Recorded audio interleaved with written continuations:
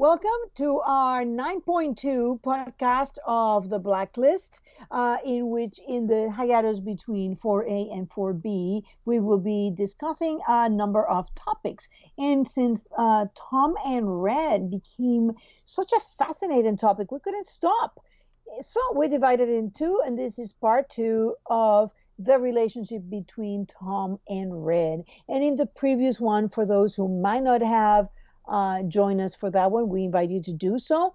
We were discussing up until the end of season two, and we have seen already that there has been significant change in their relationship and the way they view one another. Of course, in retrospect, where our vision is getting increasingly better, and we can see how a lot of what we thought was read, we have seen it's really read about Katerina and not about Tom.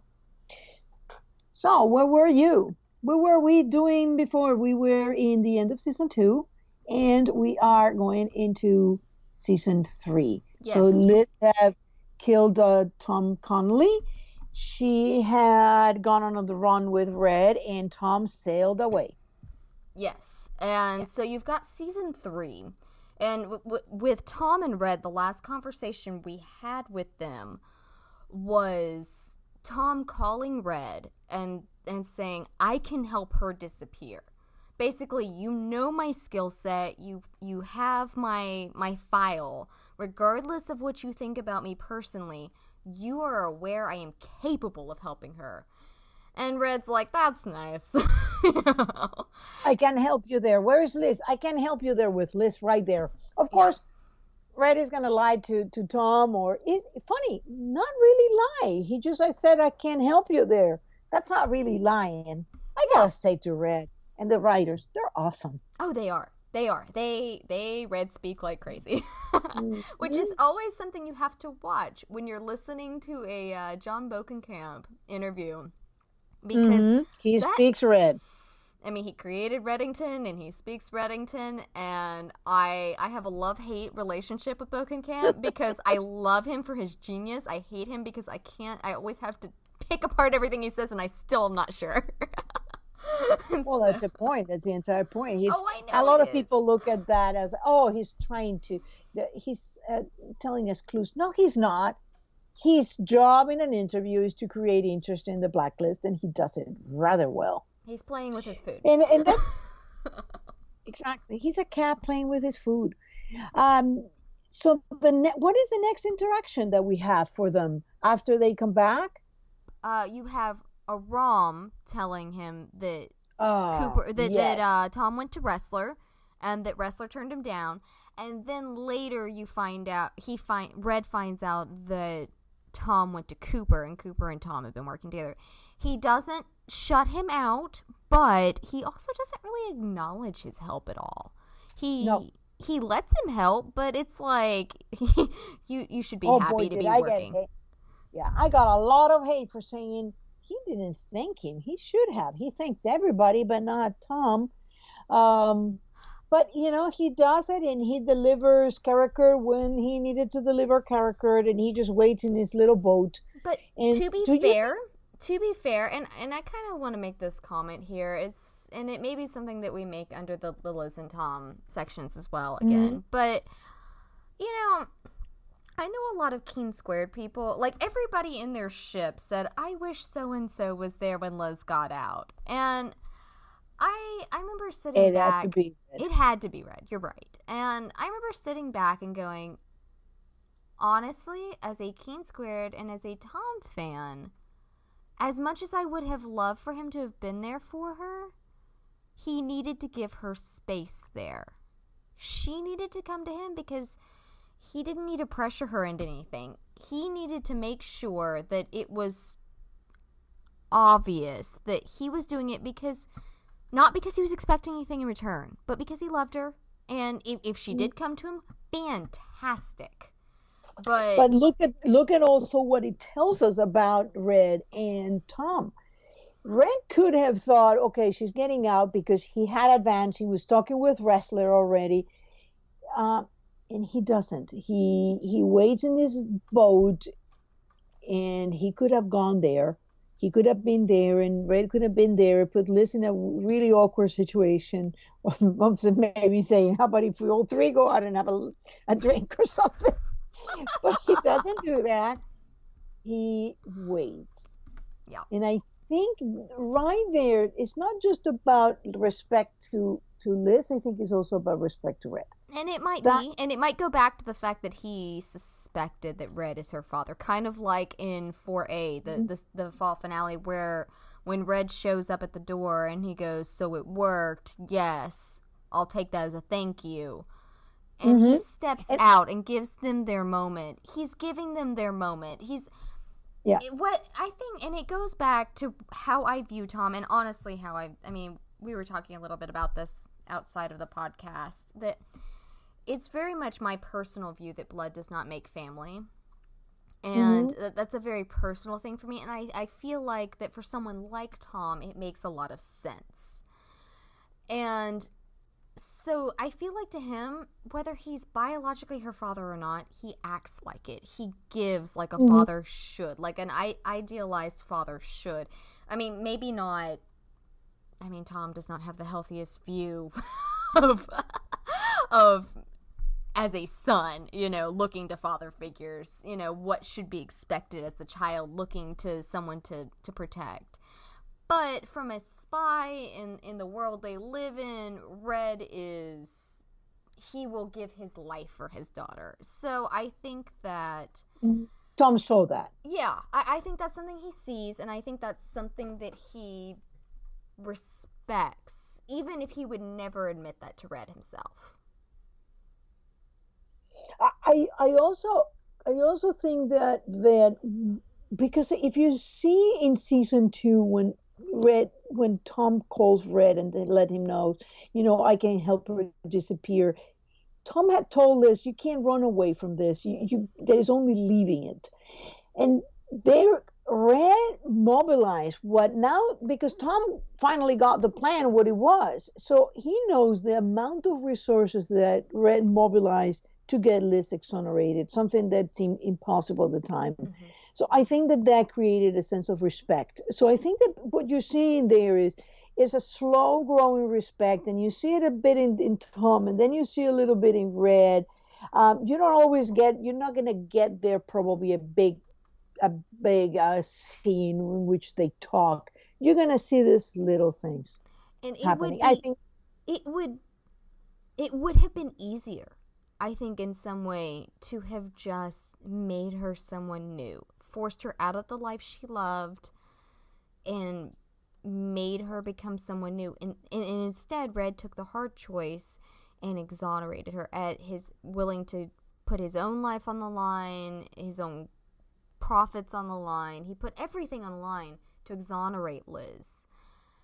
And yeah, I think that did help to build the respect, because Tom saw this is not something I could have done, because he couldn't have. He's a foot soldier, not the mastermind behind things. And I think that as a highly intelligent man, I think they both have learned to respect that. And I think that especially with what happened in Cuba, I know that Tom said, I don't regret it, but I think he saw what happened. And I think that Red more than, and we're going to get to that point, but I think that you can see a buildup of respect of, maybe what Red says makes sense, and maybe he has more answers. Just because he has given them to me, he hasn't given them to Liz, so there must be a reason. I think that there is something in there. Well, I think finding out that she wasn't being chased down because of Red, but because of her connection, I think that for both Tom and Liz, I think for both of the Keens, it really made more sense to them about that, if that makes sense. And the next thing we see after this, how did you think that Red found out that Tom proposed? Because Liz only says that Tom thinks that we should go away. He doesn't know about any proposal. So was he watching Red? Was he watching Liz? Was he watching Tom? I don't know. I mean, because it's not like Tom went out and bought a ring. I mean, he proposed with a washer. I mean, granted, if he had someone out on the docks, could have... He would have seen. Yeah, I mean, because it was very obvious. I mean, he was down on one knee, and, I mean, it was obvious what he was doing. It's not like it was... was fake. I mean, there is also a possibility that between two places, one, also remember, Red knows Liz is pregnant, so it does make sense in a way, doesn't it, that he's watching her. Yeah, or watching him. But if he was, it almost has to be him, because if it was her, I don't think that she would have gotten it. They would have gotten that. Yeah, exactly. And so it almost has to be watching him. So my guess would be there was someone on the docks, just kind of. But I keep going back to, damn it, Tom, you are a spy. Why can you not catch a tail? I feel like he misses a lot of tails on him. I feel like I can't say that word. Wow. Maybe he doesn't. Maybe he doesn't mind. Maybe he knows that they're there. Maybe he's just like, you know what? You know, when you are in love with the daughter of Raymond Reddington, which is what he thinks, then you know that your life is going to be spent with goons looking over you. And that's fair. That is incredibly fair. I used to be a goon. I used to be the goon that looked over her. So. Well, I joke that I have this mental image of when Liz was living in the apartment and before Tom actually moved in, like before he got shot and everything, when he was still just like halfway living there with her. Because I think there was a point in there that he was sleeping there a lot but not actually moved in. Because there's a point in there that he stops referring it to your place and he starts referring to it as our place.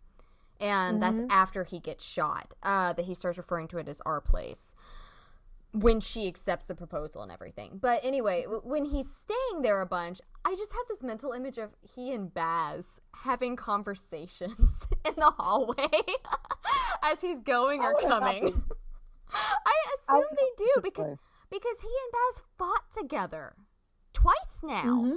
By that, no, not twice then. By that point, but once then, because when they were protecting Red. Yes. But he fought with him. So even though Tom was gone at the end of that fight, he didn't stick around for the cops to get there.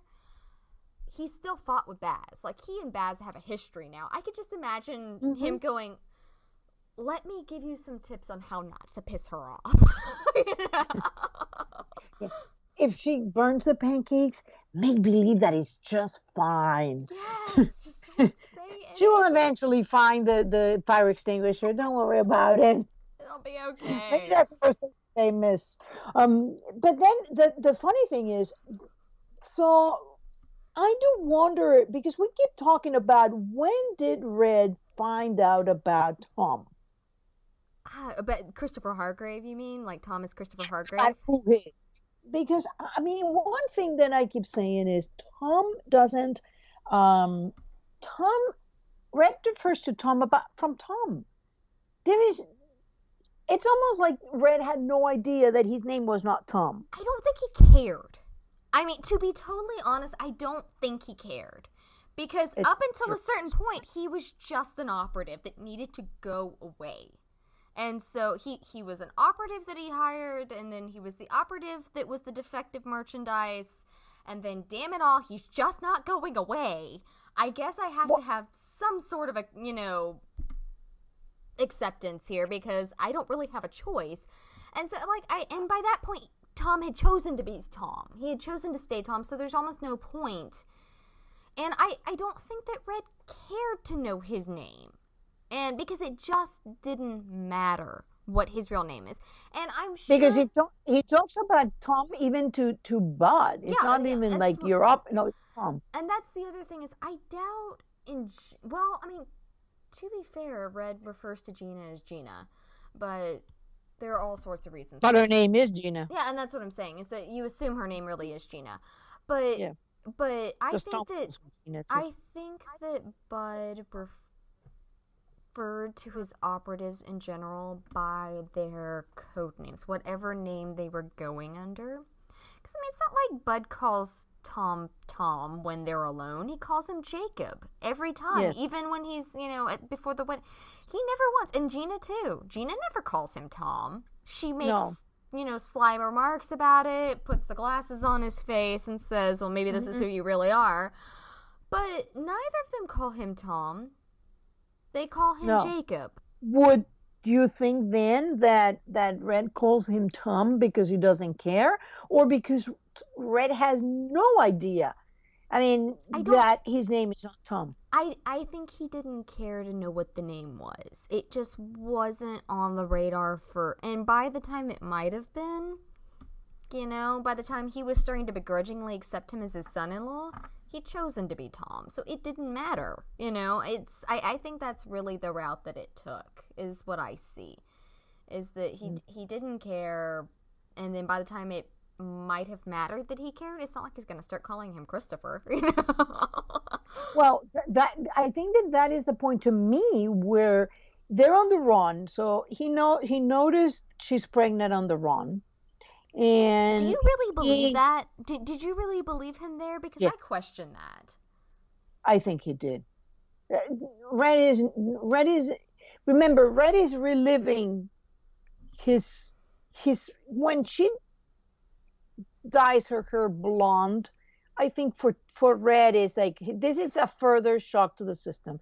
This is why Red is slightly unhinged. He's always reliving this. And I think that the situation with Liz running, and this is like trying to save her, that is another further back into for Red.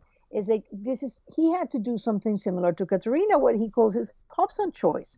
So now he's running with his daughter, who's starting to look like her mother so much, and he's bringing all these memories back of being with Katerina, of running with Katerina, of trying to save Katerina. And I think that when Katerina got pregnant, let's say that my crazy theory is right and she's Carla and they were married. That works too. He's going berserk that his daughter or his child is going to be born into the situation. Let's say my theory is insane, truly insane, and there is not. But there he is. He's in love with his spy, and she is pregnant with his child, and his child is going to be born and live in a strange place that he has no control. So either way you look at it, all the situation with Liz pregnant so he's going to be like in a hyper alert, because that was a defining moment in his life. And that's fair. So that's fair. Yeah. I have trouble believing people when they say stuff like that, even Red. It's like, it goes back to what we were talking about on the earlier podcast, the first half of it. Red is not omniscient, and he loves to give the illusion of being omniscient, and I felt like that's what that was, but it does make sense what you just said, that he would be on hyper alert for that, and with everything happening that he might, where she was just basically lying to herself, because I'm sorry, 3 months into a pregnancy, I mean, granted, I have never been pregnant, so I can't say from personal experience, but I know enough about biology that there are certain things that happen when you're 3 months pregnant that you're gonna start noticing that certain things aren't happening. That's what she said. She was terrified. She bought the pregnancy test, but she threw it out before using it because she didn't want to know. But I think that Red knew, and Red certainly made it his business to find out about Tom. Maybe not when they were on the run, because, then he's having, and if you think about this, and you think about him knowing, and just realize that, think about him knowing about Liz being pregnant, and about all this, and he's so finally happy in the Kings of the Road, like telling her stories, and I think maybe in that little part of himself, he's realizing, what, if this is all over one day, maybe I can go back home. Maybe I can have my family. Maybe if it, includes my good for nothing son-in-law, but there's a time and all that. And I think that in that point he made it his business to find out, because I do believe he knew that she was pregnant, or suspected strongly she was pregnant. And he found out, well, who is the father of my grandchild? Which makes sense. That does make a lot of sense right there. And it would also make sense if he found out this is the son of a good friend. Because, I mean, when he talks with Scotty, when we see him meet Scotty, you certainly get the impression that even though he and Howard haven't seen each other in years, that they're good friends. Everybody has those friends that they could have years in between seeing each other, but you just pick right up. And that's what I get the impression between Red and Howard. And I have a feeling nobody's seen Howard for several years at this point. Poor Howard Hardgrave. But still, this is a good friend of his, someone he respects, someone he cares about, his son. There's a good chance that he knew little Christopher Hargrave as a child. That, you know... Exactly. And so, I mean, if you want to start pulling on parallels and themes, you know, Red and his boats, and the fact that Christopher Hargrave as an adult has a strange fascination with boats. You know, I mean, there's so many possibilities there that they could add up, and we could find out as we go along. We'll just have to wait and see. You know, Christopher was his... Can you imagine if Christopher was his godson? Oh, I've wondered about that. I do. For anybody that doesn't follow my Tumblr, I do a little set of mini pieces for an AU called the Hargrave Drabbles that I've been doing.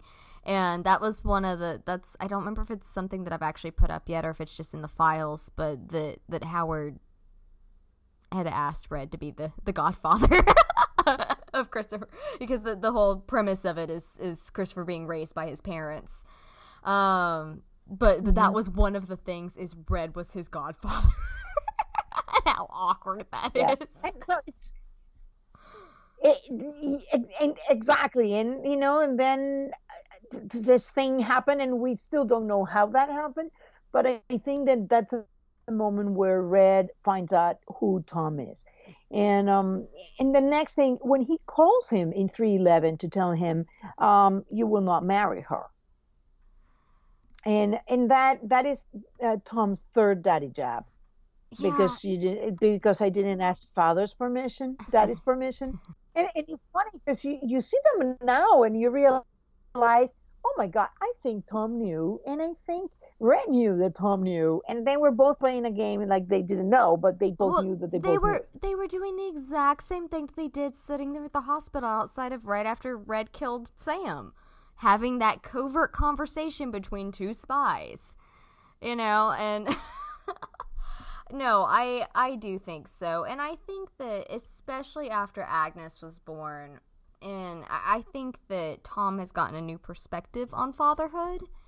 And so I think that that's become more clear to him. But like we said in the earlier part of the podcast, he's already voiced his opinions to Liz. He's not going to, without hard facts, unless he were to show up with a DNA test saying Raymond Reddington is your father.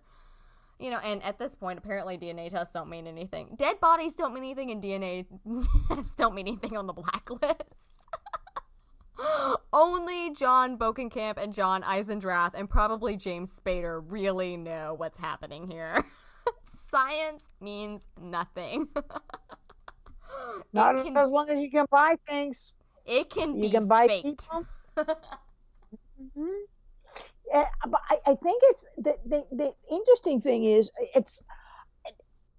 sometimes you gotta go back way past and realize when Red calls Tom to tell him you will not marry her, he already knows that Liz is pregnant. So, and he still, notice he doesn't say you got to go away. He just says you're not marry her. You're not gonna marry her, knowing full well that there is a child in there. I think that is still his Katerina thing. And you know, you will not. And that's one of my main things, that Red was married to Katerina. It was not just that he was a sign. I think Katerina married him. I don't know. I'm still very, very... I'm kind of just waiting to find out more information about why he said that. You and I have talked about it before, that it might have been right now I'm leaning towards more of a Romeo and Juliet sort of situation with the thing that Ryan tweeted. He quoted Romeo and Juliet, and Rom read the bit from Romeo and Juliet at the funeral. And so I'm almost wondering if there's sort of a Romeo and Juliet sort of situation between the Hargraves and the Rostovs.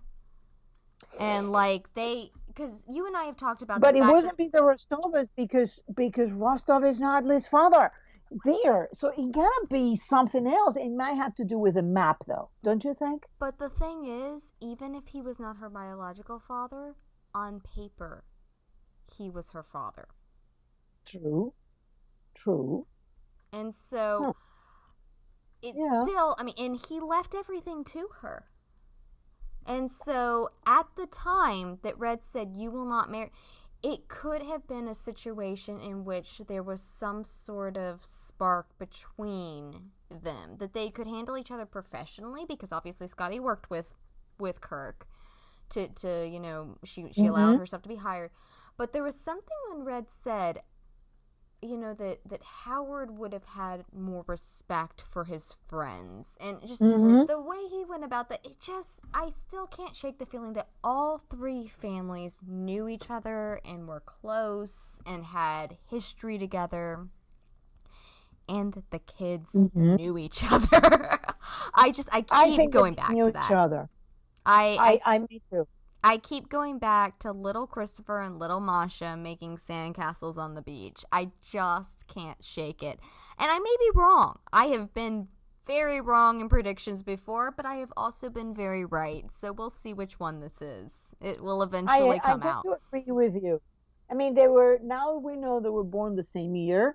Tom has a thing with beaches, even though he can't swim, and Liz wants to go to that beach one day. So the whole thing to me, in that they both said that we feel like family, and I'm thinking this is two kids who had a very traumatic childhood. To me, it feels that they part of the reason they feel like they were families because they were, in a way. There was a feeling, there was a distant memory when they were both happy and safe.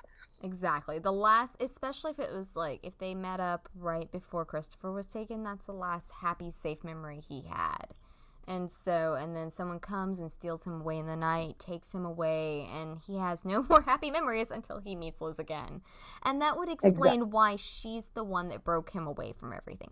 Anyway, this is about Red and Tom. We're getting off on that. I'm sure we will cover that in depth in the Liz and Tom sections. But we are where are we in all of this? We've kind of gotten off.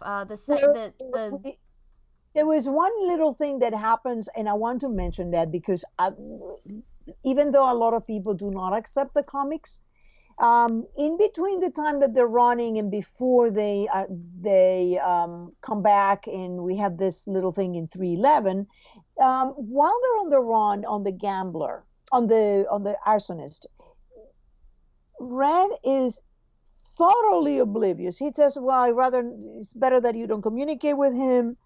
But Liz is talking with Tom. She's calling him. She's looking at pictures of them.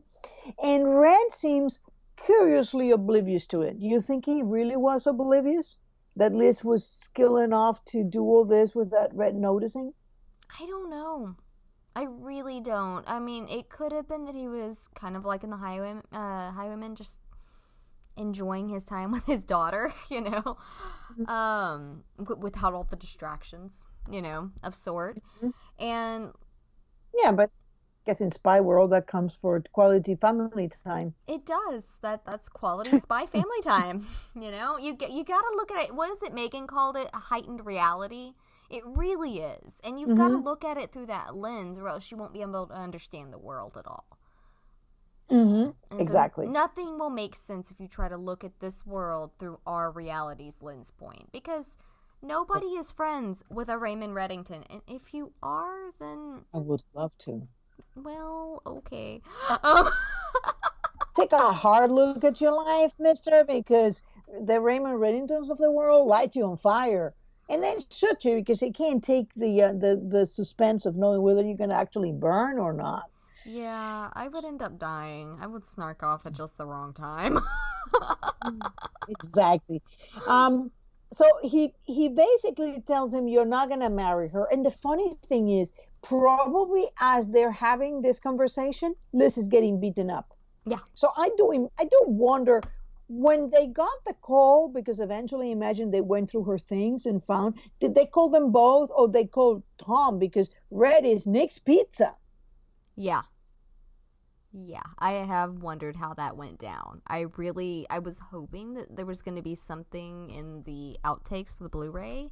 Sadly, there was not. I did get a lot more about Tom shooting and him getting to a point that he was able to find duct tape and get into that apartment, which was nice. But, as he hijacked a car. I never knew that. Oh, you didn't? Yeah, he hijacked a car Oh. and then crashed it. It was great. Like, the poor guy had such a hard day.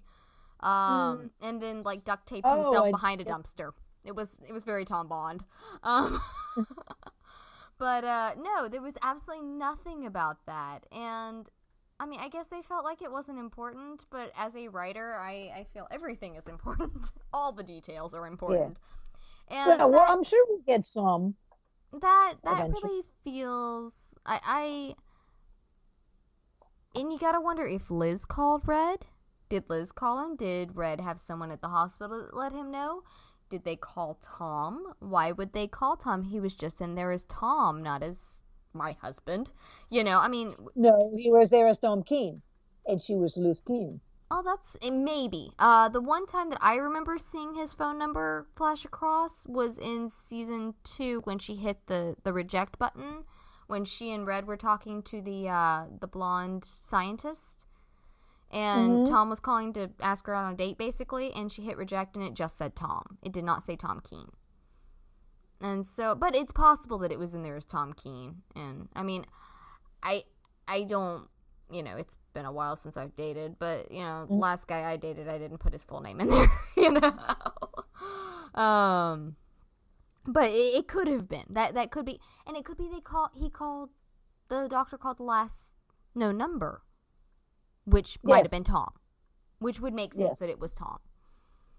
And yeah, because she didn't have FBI credentials. She had just given them away. Red was it was Nick's Pizza. There was, no reason to suspect that you should have called Donald Ressler or Harry Cooper or... there were just people there, but I would imagine that a Keen, they would have maybe thought maybe he's a brother or a husband, whatever it is. So they go and call him. So I have a feeling that might have been they called Tom and Tom told Red. But interesting thing, the next thing happened with both of them is that Red takes Tom's job away, his teaching job, which was such a now you see it in retrospect and you realize Red had to do that. Yeah, because it was going to take them out of the circle of being able to protect Liz, keep an eye on her and protect her easily. And because he does need the task force to be able to do that, because they get things done quickly, they bypass red tape that he would have to find creative ways around, and they are cost a lot more money. Yeah, they are his creative way. And so... But it was so funny, and in this, you have your cutscene that you hate that they took out. This one's mine. They took a cutscene out in the Blu-ray that's shown for those that grabbed the Blu-ray. I am that nerd that basically bought the entire series on Amazon, make sure I got my gifts and my video clips, and then went out and paid another $40 for the Blu-ray because I wanted the outtakes for it. But there was this lovely outtake of Tom and the headmaster of the school walking through the library. And Tom's just chattering away that, he's got a little one on the way and they're really excited and that Boston's going to be great and blah, blah, blah, blah, blah. And then the guy stops and says, I tried to call you, but I think you were already on the plane. The position's gone away because of budget cuts. And Tom just stops, and you see it flash across his face. He goes, budget cuts. And the guy's like, yeah, budget cuts. And Tom's going, like, you can see it, and, it's almost like he just went, Reddington. He knows exactly exactly what happened. It's all over his face. It's just spelled out. He knows exactly what happened. And he knows that little flash of being normal on the picket fence is gone away. Yeah, and that Reddington took it. And he's frustrated and he's angry, and honestly, I think in retrospect that was probably one of the key reasons why they tried to run to Cuba, was because they had tried to take a more honest, open route to get away from Red and to put distance between him and the life they were trying to build for Agnes, and he'd put a stop to it without without it even by your leave. I mean, he just did not even bother to give an explanation or an apology or anything about it. But they felt like they had to take it into their own hands to go to Cuba. Now look at this. I'm going to ask your opinion on this. Now, seeing what we know now, we know that Tom is Christopher Hargrave. We know who his family is. We know that Liz is Red's daughter, and we know that, nice as it would have been, that was all her problems. That was just Rostov. They were not, because she says they came for her. It's not just Rostov. There is more coming for Liz. So do you think unless season 4 is the end of the show, which I don't think it is. Yes, then we will not get those. But I think that there are more people, than there is more things, and I got my theories about it, because if Katerina Rostova was a honey trap, and Katerina Rostova had many families, including, I realized, that little drawing that Dom has one, and I think that's the original, and I think that she just got those little drawings and she copied them and put Masha's name or whatever name was, and she had a daughter. So she took that daughter everywhere with her, and she had all these marks, all these men that she was seducing. So remember, Red says she was a secret keeper, and the secret she took with her, she could have compromised a number of players on that map. I think that's because that's what she was. She was a seductress. So, and she had Liz, and she probably grabbed Liz and made those little copies of that drawing and put the name. And I'm sure that Masha was just one of Liz's names. I think that Liz's name was Elizabeth forever. She was just Masha Rostova when Katerina was Katerina Rostova, and God knows what other names Liz had when they were not in Rostov house, when they went to all these other things. And so it's really interesting, because just on that point that you just made, it brings back the memory of Bud and Tom sitting in that crappy little apartment in New York City, and him going, no, you don't want that job. You're the boyfriend. Exactly. You got class. Yeah. And Aram saying this guy should write a book. So there's all these things. Now I think about that, and I think that the danger to Liz is coming from who her mother was, and the fact that Liz may have shown from early in life that she was quite capable of running an undercover. So I think that Katerina, when they were not living with Rostov, they were going from place to place in all these assignments, and Liz was so good that Liz remembers. So the things that Liz doesn't know that she knows is all these people that were marks and the secrets that she learned. And I can see Katerina doing the little drawing and then putting, I don't know, Mary and Molly and all that, and then give it to the father, and the father, would be so proud. Oh, she was my little daughter. No, she wasn't. I mean, it's kind of bizarre. That's a terrifying thought. I've actually never considered that. I mean, it's possible. If she was sleeping with a bunch of men, she could have passed them off. I mean, heaven knows how many more would come. Poor Liz. Exactly. So Liz may have been like the perfect thing for a honey trap, because now I have your daughter. You got to do this for your daughter. And you get the sense that Red must have been terrified of this situation. And as she got older, this was harder and harder. I think that looking back and seeing all this, I think that Red taking that job, weird as it seems, as I look back now, knowing what was the situation with Red and Katerina, I think then even Tom and Liz going away and having a kid was so unrealistic, and I think that Tom did what he had to do to save both of them. I think at that point he knew that Tom was Christopher Hargrave, and he just did what he had to do to keep them safe. Yeah. And to keep that child safe. No, I mean, knowing what we do now about Kirk coming, and I mean, Red showed her that whole map trying to convince her, there's more coming, The Cabal is not it. This is not, there are so many more here that we're about to have to face. And she goes, it's not my war, it's yours. But you know what? If she's his daughter, it's her war too, whether she wants it or not. And he says, I wish that were, he tells her, I wish that were true.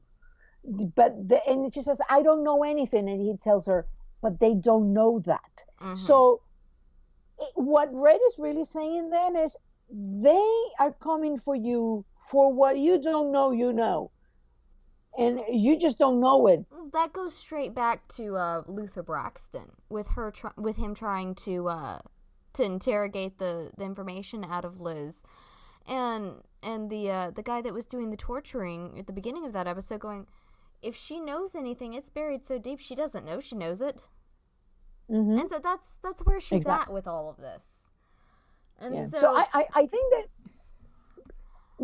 my point was Red is maybe, I understand what on the moment I was a little upset with Red. Now knowing what we know, we go like, hey, you know what? Welcome to the blacklist. Always having to reevaluate. And I think that's where a lot of the Tom haters have kind of missed the train, is that you were always having to reevaluate these characters with the new information given. You can't evaluate them off of the pilot. You can't evaluate them off of season 1. It's like taking the first chapter of a book and saying, here's the first chapter. You're not allowed to read the rest, but you must give me a full description of your opinions on the rest of the book based on this first chapter. And you just can't do that with the Blacklist. You might be able to do that with a soap opera in which nobody really ever changes. They just get a little older each year, and the kids jump from age 3 to age 25 within a season. But with the Blacklist, that's not what this is. This is a deep show with many, many layers. You cannot judge anything on the surface and expect to understand what's going on. Exactly. Which takes us to... He took his job in 312 and saves him in 315. And, that's a beautiful scene with Red and Liz, which we'll talk about when we get to Red and Liz. But Tom is like, why did he save me? So confused. I have gifs of that, of just the utter confusion on his face and going, I don't get it, because this was his chance. Because you can see Tom just going, this would have won everything from I wouldn't be dead, so he wouldn't have to say he killed me, but I would have been in prison, so I would have been away. He could have kept me away from you, from Agnes, from everybody, and yet he didn't. Why? I need to know because I don't trust this. And... you think that keeps in the back of his head and informs when to believe Red when he says that Scott is his mother? Maybe. I think that Tom has a healthy batch of distrust for Red in general. I think it goes back to swaying back and forth between a little bit of hero worship and a lot of, I don't know all the answers with you, so I can't trust you. And I don't blame him for that, because Red keeps so much close to the vest that there's always stuff he's not sharing. What was it he said to Liz once? There's always stuff I'm not telling you. Yes. And Tom is well aware of that, and because that has caused so many problems in the past, I think Tom is very hesitant to trust things he doesn't know the full picture on. But he does trust Red. in this image, when he says to Liz, I met my mother, he doesn't say, I met the woman that, Gret says is my mother. So, who knows? He says, I met my mother. So I do wonder if Tom has been putting things together and thinking, I am about to ready to believe that because X, Y, and Z have led me to believe that there is something that has to change in you. And I wonder if he's saving him. It's part of it. Like, yes, okay, so he's having a child, but he doesn't know that Red would not kill the father of his granddaughter. I do think that a lot changed, and that's going to be a couple minutes down from where we are. But I think that Agnes being born was a huge shift for them. And we're obviously going to cover that here in a minute. But I do think that once that happened, and also once Brad just didn't even blink about letting him, bringing him on in to work with him and trying to get Liz back when Kirk had her.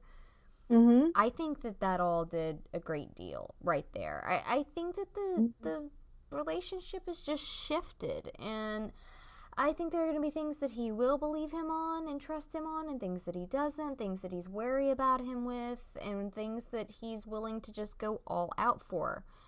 Like trusting him that when he said, the task force needs to go find Liz, we need to work on making sure she survives it. Tom didn't question that. He's like, all right, and there they went. Exactly. So he saves him. And, I thought about something that Red does a lot. He creates a problem and then he solves it. Yes, he does. and if you think about it, this is what he did. He took away his teaching job. That created the problem that took him to Gina. I wonder if he thought about, I wonder if he's going to go to Gina for something and maybe that will get me rid of him. Or if he just created a problem, solve it, and now he has him in his debt, which is a place that Red likes a lot. Oh, he does. But the funny thing is he's never called it. And, there's been no hint of him calling it. I don't think he will. I don't think he will because now his family. Yeah. Yeah. I think that's probably true. But it's very interesting. Maybe that's why he didn't want her to marry him. No, that makes him my legitimate son-in-law. Don't do it, Liz. And then the next thing we do is he is happy to tell Liz that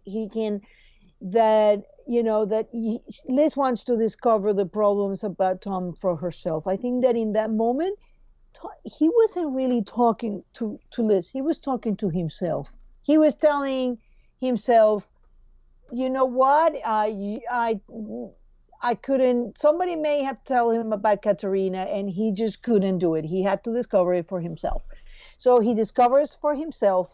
He goes in and obviously is still in love with Katerina, and is happy with letting Liz be with Tom so long as they don't get married. And when Liz accepts the proposal, then it's Tom asks him, will he walk you down the aisle? Not if you're at the other end of it. Something that, it was funny because I wrote a little bit up at the time, and it's so funny because I freaked out and fangirled so much because I like David Metzger. And because he favorited it on Twitter, and I'm like, what does this mean? And I made a post on Tumblr freaking out and going, what does this mean? And then he liked it on Tumblr, I think, just to tick me off. I'm like, probably. Stop it! You're making me question things I shouldn't. Yes, playing with his food. Which I suddenly become the cat toy. I probably walked right into it. It's fine. As a young writer, I'm gonna have that issue. It's fine. I'm willing to admit that. But hey, that gives him kudos. That means he's a good writer that I'm looking up to. So, it's a compliment. Anyway, but I remember at the time of the wedding that I really questioned. At the time, I made the comment. I said, his going in and telling Liz, basically repeating the exact same thing that he'd been saying. It was like he was bringing back all the old arguments that had been since nullified. You know, he's a criminal, he can't change, yada, yada, yada. And it's like these old arguments. And I'm going, Red, if you're gonna win her over, you need something new. You can't just be repeating the exact same things that Tom has done very well at disputing. And I just, at the time, I made the comment, I said, this is highlighting that Liz, because Tom came in and very obviously disputed exactly what Red was saying in a very clear parallel. Red says he can't change. He's always going to be a criminal. Tom comes in and goes, I promised I wouldn't lie to you. This is exactly what happened. And I understand if you want to leave. I'm not going to lock you into a marriage with a untruth between us. And again, you know, again. But at the time I said that to me meant that Red didn't know Tom at all. And now we know what he was saying in it. Yeah, and I think to an extent that was him freaking out about Katerina. Because there was just something about the panic, the fact that Red usually has better arguments. I mean, I think that's what bothered me the most, is Red is a clever man. And for him to be using the exact same argument all over again bothered me. And there was an you know, now hearing you say this, there was one thing that always bothered me, and I wasn't able to put my finger on it, but now I think that you just nailed it for me. There was desperation. Urgency, yes. It wasn't, yes, there wasn't, this is not scheming Red. This is not Red 5 steps ahead in a chess game. This is desperate Red, because this is emotional Red. Exactly. And we don't see that very often, because this is all about Katerina. This is about Liz, which lets me to believe that maybe Red married Katerina. She may have been married to 10 men, for all we know. And dragging Liz with the little drawings, all with different names in there. So terrifying to think about. Okay, so moving into the wedding itself. That pivotal moment, another. It was. It's such a switch, and it's the moment that we start seeing him treating him like a son-in-law. I love, and there was so much talk about the giving, you know, the passing of the gun. Is he going to walk you down the aisle? Not if I'm at the other end of it. And then him turning around and passing that gun to him, and just, well, it's like the spy version of giving the daughter away. Red gave her away. But the passing of the gun, and then on top of the passing of the gun, Red could have taken her to the car himself. He could have gotten her out himself. He didn't. There were so many moments in there. There was her walking to the ammunition. It focuses on Tom first, and then it focuses on Red, with that both of them just sitting horrified in this. Tom reaches for Red's shifting positions like he's going to be able to do anything. What's he going to do? Jump in the middle of the gunfire? I mean, obviously neither one of them can do anything, because if either of them moved, they would actually be putting her in more danger than she was in already. So there was that moment. There was the passing of the gun. There was the Tom, get her out of here. And in that moment, Red gave up control to Tom. That's a spy marriage. Yep, now right there. So I don't care, you know, that is like, okay, now you are her primary care. I think that they both think that is Katerina, that is all this. And it's funny because at the car, you know, they got this call, and that call was so much an in-law. Tom, Liz, now. I need her here now. It's like, it doesn't even have this. This is such a shift in their mechanics that when you think back at Zamani and you go back and see this, it's like, yes, there's been a ton of growth with Tom and Red because they started so far away. And I love the phone call after the wreck that they have, and she's in the hospital, the legitimate hospital. They get her into the hospital, and that call, and he has the phone in his hand, and he goes, "It's Reddington." She's like, pushing it away, and he answers it, and he's gruff with him, but he's still acting like the mediary between, which is a whole lot nicer than Liz is being. Exactly. It's just, and he does that again when she's, right after she has Agnes. And Red comes in and she yells at Red, and he goes, "She's on a lot of drugs." She's going, "No, he's lying to you. He's lying to you. I'm on drugs. That doesn't matter. This is about my daughter." And it's really funny, in a good way. Like, not funny, haha, but funny, like, very interesting to see Tom play that role with Red. And I don't say play that role as in faking it, but he's just, it's a respect thing. It's showing a great deal more respect than Tom has shown for Red in the past. He could have just taken advantage of that and push a wedge further. Instead, what he was trying to do was trying to not hurt his feelings. And if you think about it, that for Tom, that Red is Liz's daughter has been obvious. It makes sense. It makes perfect sense for him. He knows that this, he just become a father, and he probably thinking, "Oh boy, I can't imagine how he feels." Because what if Liz were to take Agnes away from me right now, as he's cradling Agnes in his own arms? What if she were to tell me to get out? I could not do it, so I can't tell another father to not come see his granddaughter. Exactly. I think that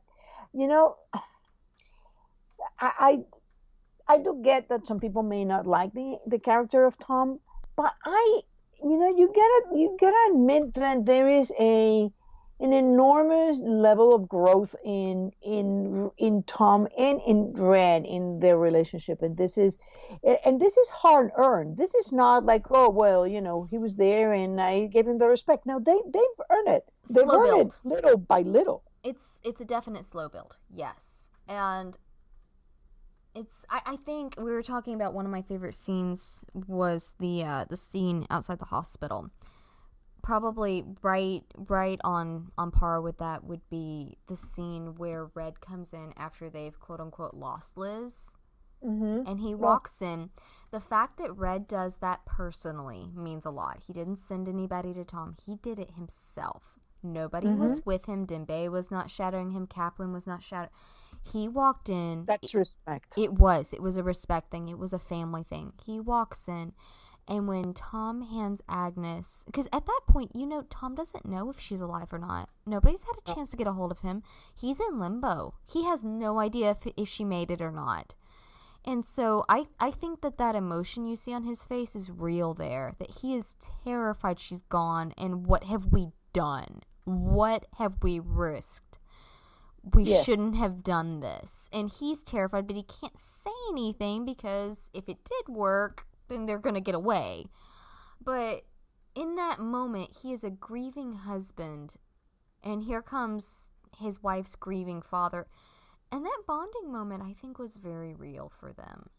Yeah. I think that and I think that the fact that Red doesn't throw that in Tom's face, that he never makes, he makes a little jab at the wisdom and age in the plane, but all in all, Red has never said to Tom, how could you lie to me? I think that begrudgingly, Red understood that Tom's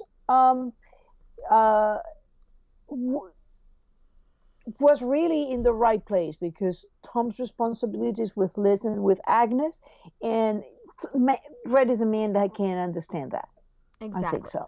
A man, or what was it? A man that would burn the world to protect the person that he loves the most is a man that I understand. Something along those lines. And I have always said, from the moment that line was given, from the moment I heard it, I'm like, Tom. And I never understood. For the longest time, I did not understand why Red couldn't see that in Tom. Now I do. With Katerina, with everything that's happened, I understand why the blinders were there, but I think he understands now that Tom is a man that would burn the world for his family. He doesn't have a lot of family. His family's by choice. It's Liz and it's Agnes, but he would burn the world for them if that's what it took to protect them. And I think that there is a level of respect that those two men now have for each other because they understand the length that either of them would go for Liz. And exactly. It kills me because the one scene that explained all of this was that deleted scene that kills me. Because there it is, Red telling Tom that it doesn't, he can do what he can do. And if you think about it, I think that they both have an idea. Red knows that Tom thinks that he's Liz's father, and Tom knows that Red knows what he thinks. So he's telling you, I can do what I can do because it didn't matter. It never mattered if I came home, but that's not the case with you. And I think, and explaining that is like you put the mission in danger not to kill a girl. I think that's all blah blah. The whole thing is you care and you cannot leave my granddaughter without a father. Yeah. It explains so much about Red, why he did what he did, because he needed to not matter. He couldn't do it if it mattered. And that's why he gave Liz up to Sam. It's why he didn't raise her himself. That is why. And he lamented that. Mm-hmm. I think he lamented that. And then the next thing we know is they worked alone. There's a lot of working together in getting Kirk, and we know that when things needed to be done perfectly, is Tom that goes and does it in all that little time. And Tom is he's skilled in giving. I need information. You're going to give me information, and I'm going to allow you access to Agnes. And I think that's it's in a way a game, and it's also in a way of Tom needed to get that information, and he was going to get it anyway. But it shows also that deep below, he was using Agnes for the information, but he was willing to let Red in Agnes' life. I do wonder if it bothered him. Because obviously you assume he and Liz might have discussed that, there wouldn't have been a lot of time to discuss that sort of stuff, but her last wish of sorts, before she left was keep him away. Red, I do love you. Well, it was, but loving him and wanting him around her daughter are two totally separate things. She loves him. She understands that he loves her. That doesn't mean that she feels like her daughter is safe around him.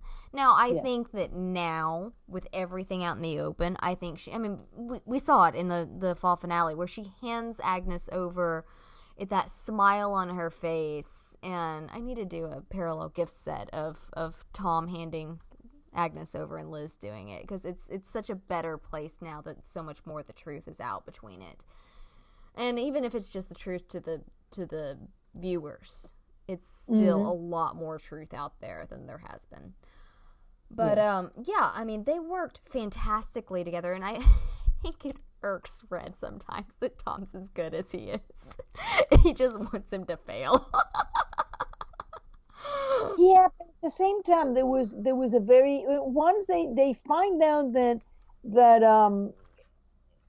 he warns Tom not to kill Scotty, and yes, I'm sure that with Red everything is complicated, so I'm sure that there is things that you can say. Well, yeah, I'm sure that he doesn't want her dead because he has further use for Scotty, or there is an old friend. But I think that in general that shows a care for both his friend and for Tom, because to kill your mother, that would be, that's a Greek tragedy. I think he understands at this point in his life, after the way Liz has changed him. It also acknowledges that he's not an object to Red anymore. We were talking about in the first half of this podcast that he really made him into an object to try to keep from thinking about him as a human.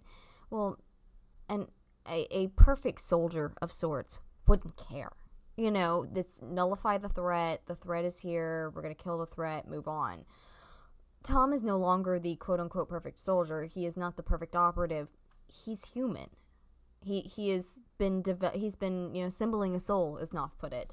And I think Red recognizes that and recognizes the damage that it would do to his granddaughter's father if he were to murder his own mother, even not knowing that that's who it was.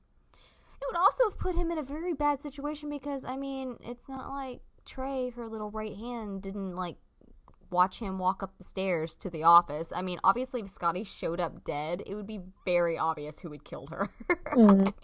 What was he going to do? And for Tom, he was about to take Agnes and run to Cuba anyway. It didn't matter.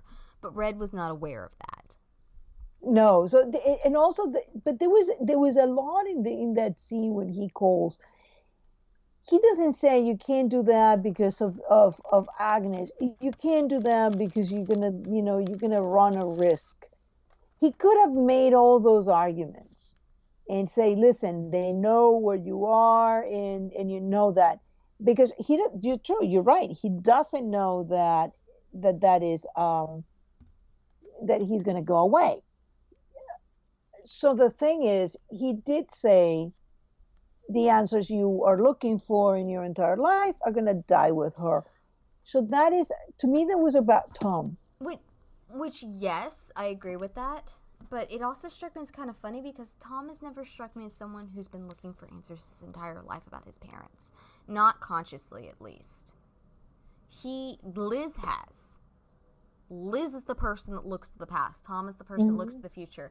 And so, I mean, I think that Red was getting a little desperate there to try to get him to stop. He put the appropriate amount of weight on the situation. But it was interesting that he used answers you've been looking for your whole life, because I don't think he has been. And I think that... But that he's using Liz, as the person who's using things the entire life. So the next thing we see is that... The little jab at the airplane, Yeah, I am aware of the one. Cuba, yeah, when we get to Cuba, it'd be better for both of us if we do as I say.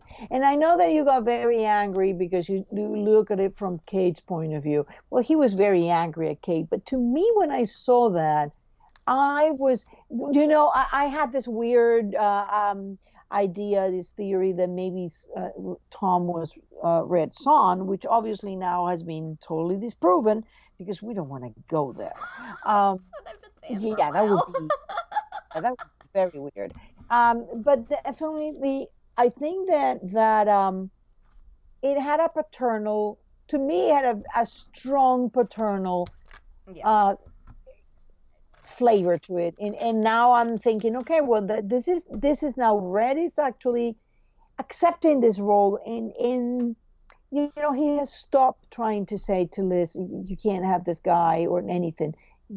Agnes is born. I think that when he found out that Liz was alive, yes, he was very angry, but in a way, I think that a lot of the things, it put things in perspective for him. Let me put it that way.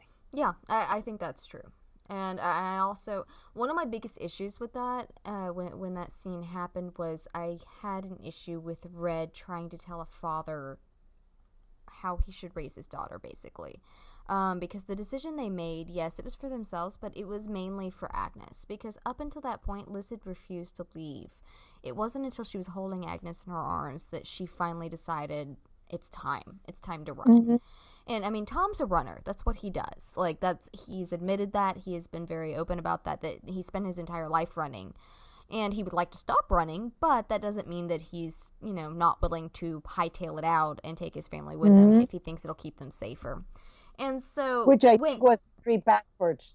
I think that there was 3 passports that scare Red so much, because why would Red be scared about Tom getting 3 passports for himself? Yeah. He would have been like, yepper. Do you need a plane ticket to go with me? Yeah, I can't even get to a ride.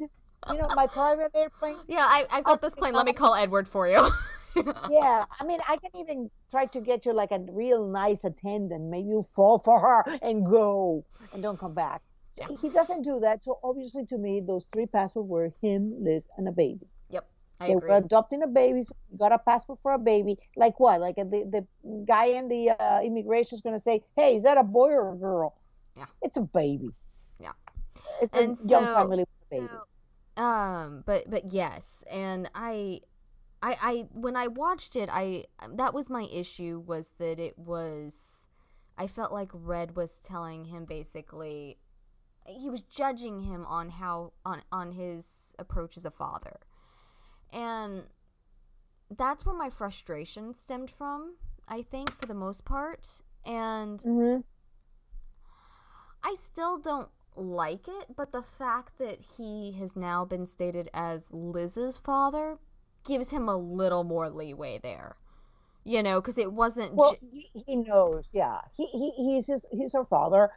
They're talking about his granddaughter, and he has knowledge of things that. And if you think about it, let's say that my theory has not even a leg, has a stick to stand on, and Katerina had two, three, or four guys that she was going hopping here and there.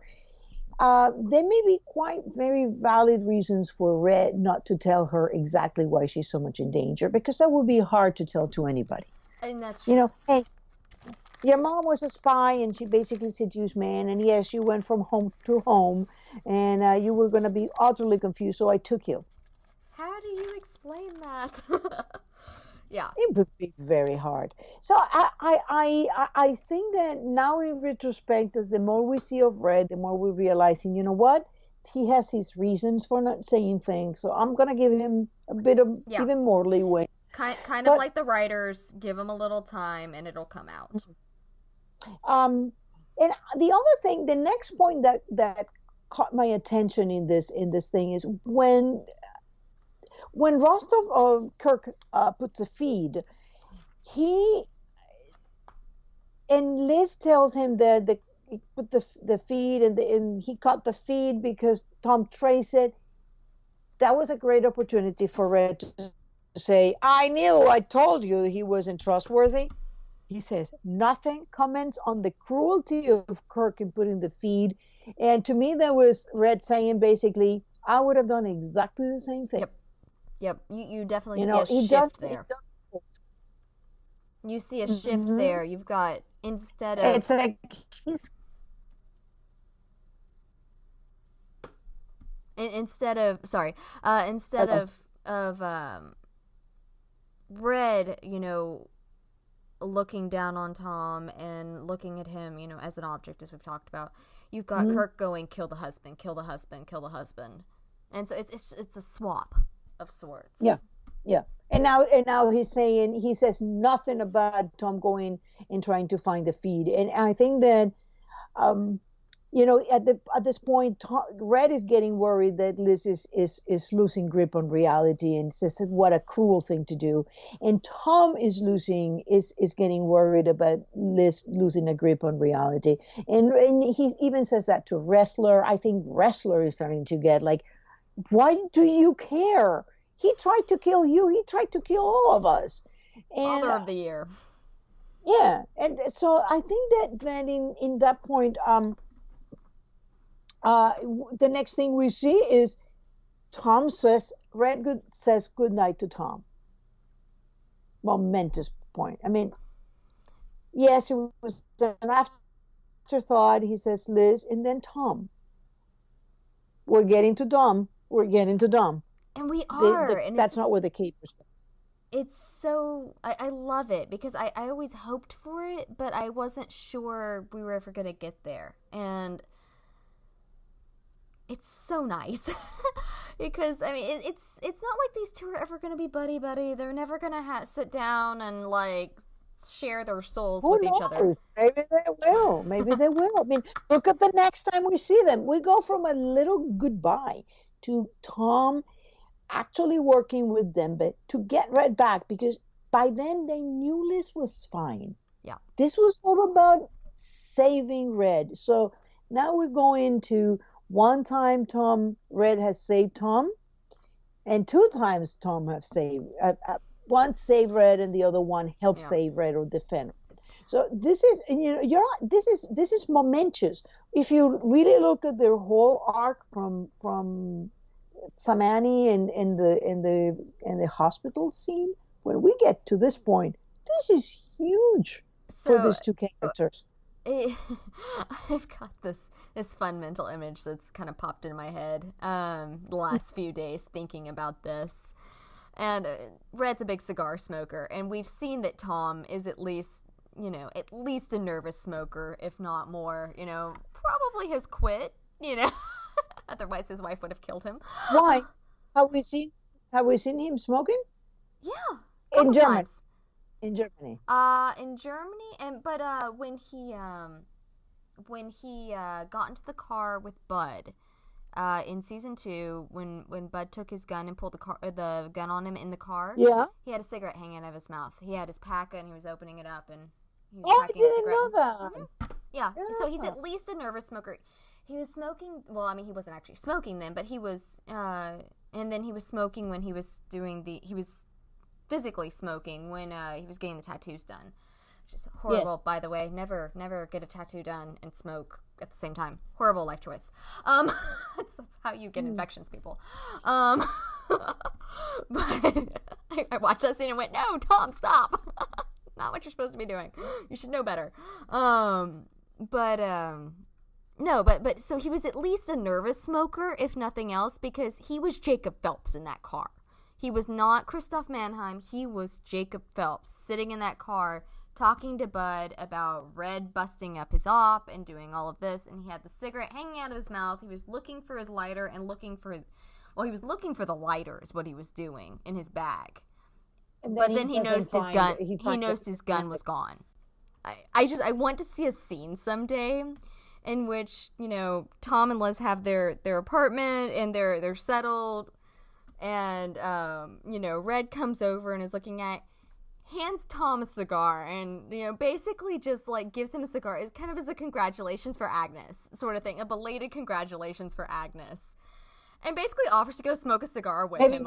Maybe with the birth of the second child. There you go. So, what is it you want to see, or you expect to see happening between Tom and Red? For me personally, I would love to see both what I just said. That's kind of the dorky little thing I would love to see is Red offering him a cigar, as a congratulations, and Liz going, "What?" Tom's like, "Please don't kill me." It's just kind of a goofy little thing that I would love.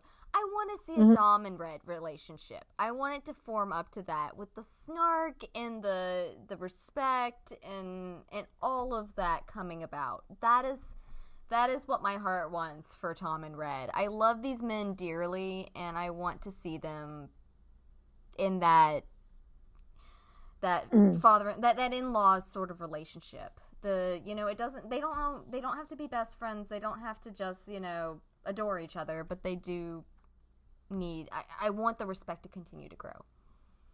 What about you? I would love to see a situation in which both Tom and Red have to go undercover together in a mission. I would love to see that, like playing like father and son or something of the sort. Something like really pushing it. Or even just go undercover as father-in-law and son-in-law, and Tom just start popping off about various things and pushing buttons and watching Red twitch. That would be, that would be lovely. That would be absolutely lovely. So we did have, we put it to, we didn't give a lot of people time to answer our questions, but some people did answer. So you want to read some of them? I was going to say, we have several over on Facebook. Dom over on Facebook said, "I just want them to have an actual full conversation and be civil, and I don't care what it's about." Just civil conversation. Some people have, their expectations are so much more manageable than the crazy stuff that we comes up with. Blacklister 214 says, I say a half split. They will always bicker, but they accept each other. I'm hoping before Tom and Liz attempt um, a new ceremony, reiterates that Tom isn't marrying Liz without his consent. He pauses, then grudgingly tells him that he has it.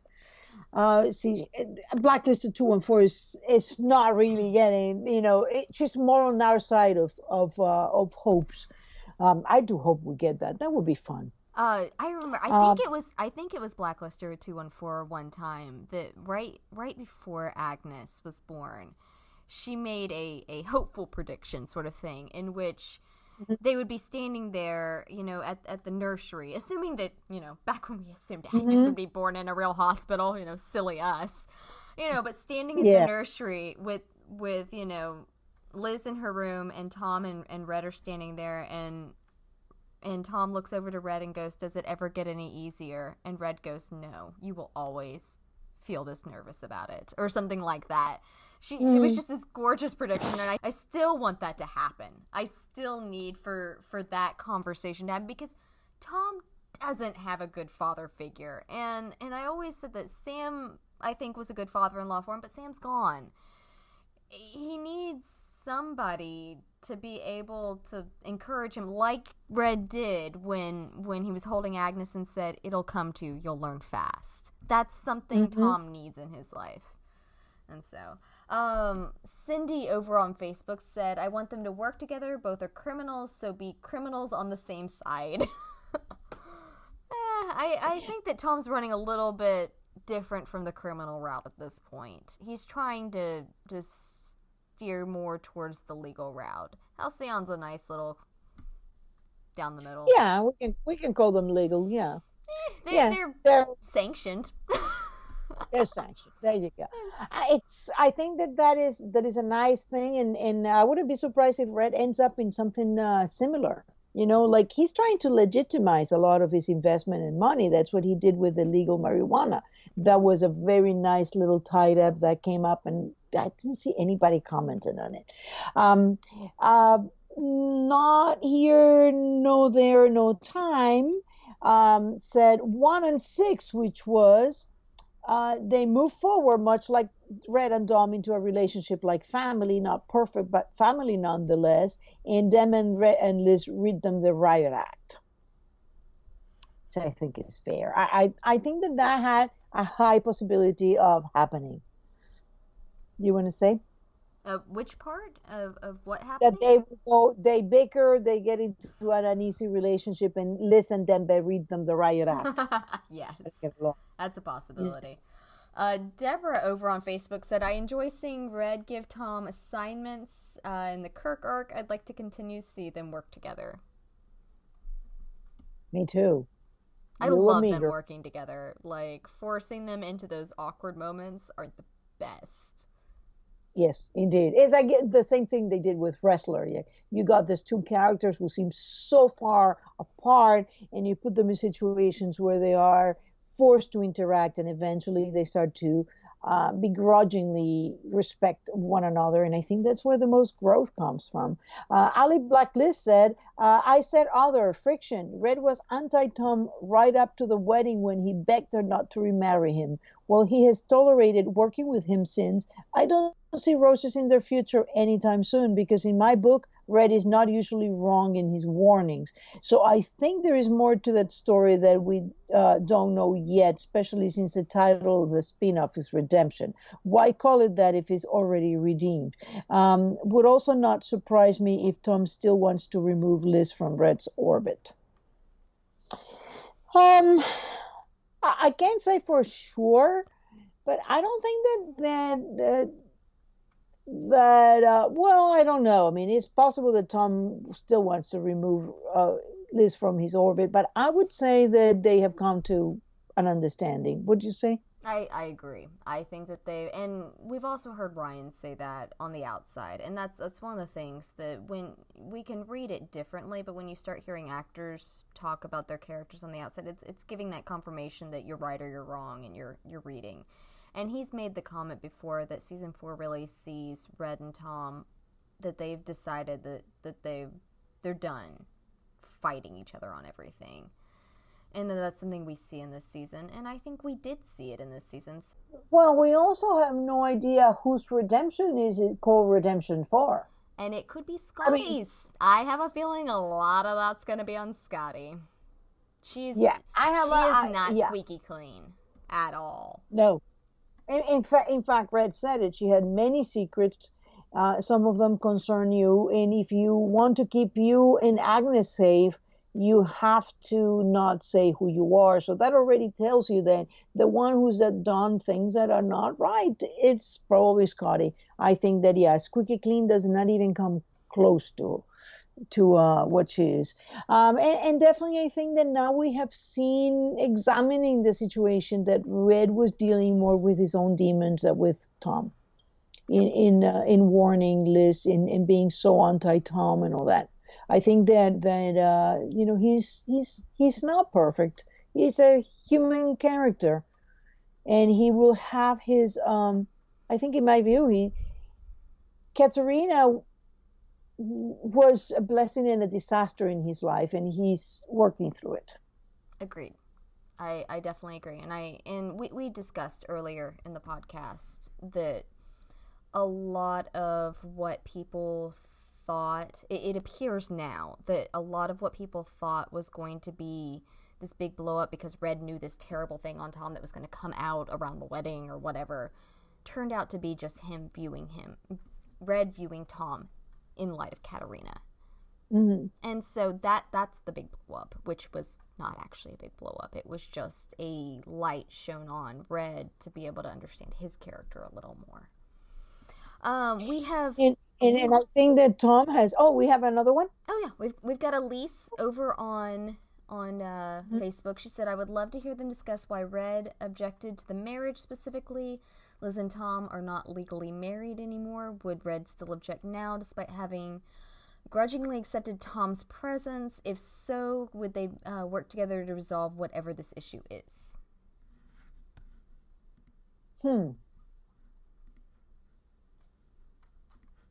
And that's the last one off Facebook. I think that about wraps us up then. It does. We have we have more we have more episodes coming over the hiatus. Sorry, this is about 3.5, nearly 4 hours into recording. We did both sessions in basically one sitting. So we're both a little loopy by this point. Yeah. But hey, it's Blacklist night that we're recording this. We're recording it on a Thursday night, so this is about the time I'd be going to bed anyway on Blacklist night. This wraps up our first fully, even though it was in 2 parts, fully podcast of the hiatus, and we hope you join us for the second one, which probably will not be as in-depth and as long as this one, because this relationship really had a lot of it going. And once we started going into it, it just really showed, the depth of the writing of the Blacklist. And kudos, hats off to all the writers if they ever get to hear this. I appreciate them. I'm sure you do too, Jen. I do. I have a lot of love for the Blacklist writers. Aspirations have been set. I'm not sure I will ever reach that goal, but it's certainly, they are impressive. And with that, we thank you for listening to us and invite you for our next one, which will be available next week. So the hiatus may be on for the Blacklist, but we are here to talk about it. Yep. And for those that are listening in America, you guys have a good Thanksgiving and a fun holiday with families. Catch us on Facebook, Tumblr, and Twitter, and you can listen to us on SoundCloud, iTunes, and YouTube. We will see you hear from you next week. Bye-bye. Bye-bye.